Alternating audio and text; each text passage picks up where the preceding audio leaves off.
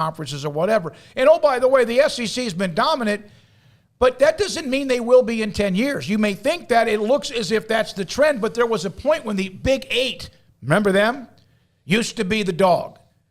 There was a point when the Big Ten was the dog. There have been even points where other Pac-12.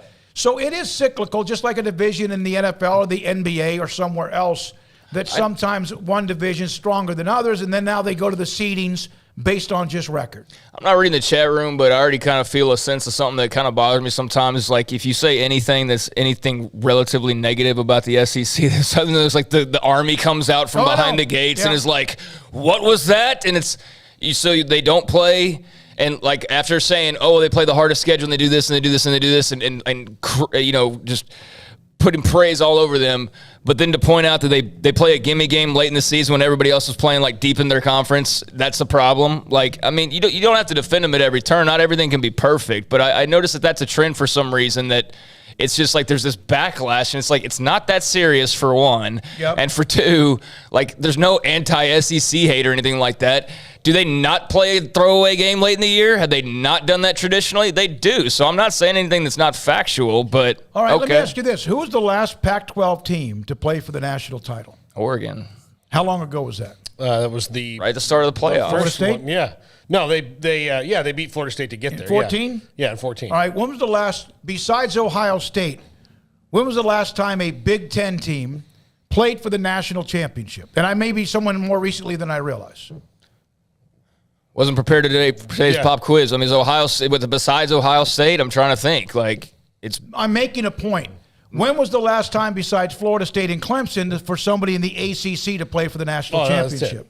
That's it. So it's not just the Big 12 with Oklahoma or Texas in 09. It is not just, and that's where then the SEC name them. That's why they have that ability to kind of like, well, wait a minute. And I get that. No one's questioning what they've won and how many teams have won it. But really, all the other conferences around them are like, man, we got to hold up our end of the bargain, and none of the other four conferences really have. And that's disappointing. And until that happens, the SEC probably will dictate quite a bit, which is they've already done. But it's also easy to say none of the other conferences have held up their end of the bargain, yet every time you make a rule change, it benefits you and hurts them. Or they get left out of the playoff.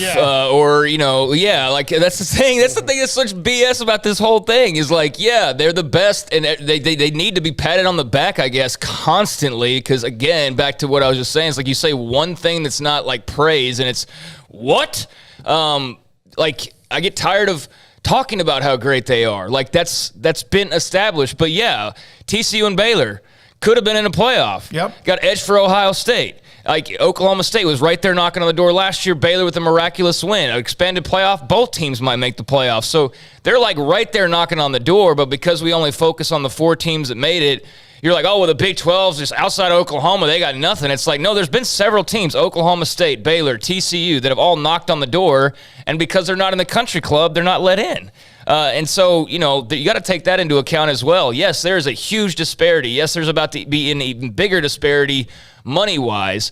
The SEC is going to be king. They're going to deposit all this. It's going to be so great. Yes, all of that. But when you look at the bigger picture, it's not like there's just nothing else over here, but that's what people act like. The start of the season, they have two teams in the playoffs before. Exactly. Like it's already set up. Before the season begins. A lot of that has been because of what they've done, and a lot of that is because it's like others can't imagine. God almighty.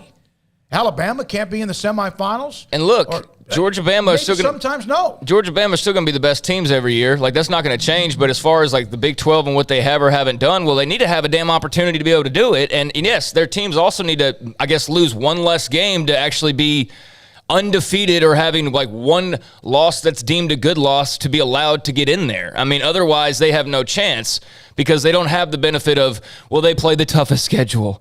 Oh, they make the most money. You know, all these arguments that we hear over and over again.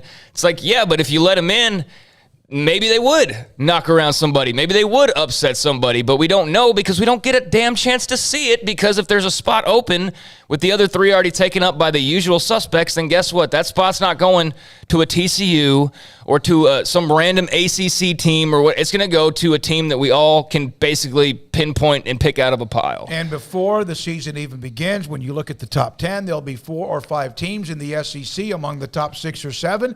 Not that a lot of them haven't earned it, but how many of them have kept it once they're at that level? Probably 2 people. And LSU, of course, has had their run, and we understand others. Auburn, Florida back in the day. It seems like it's been a while. All right, just wanted to kind of have that discussion because that's been on the table. Brett McMurphy will join us today at 4 on that. I just think that it should be easy. You set everybody in a room. Everybody plays 9 conference games. Why? Because, well, we think everybody should say. Now, what earlier when our web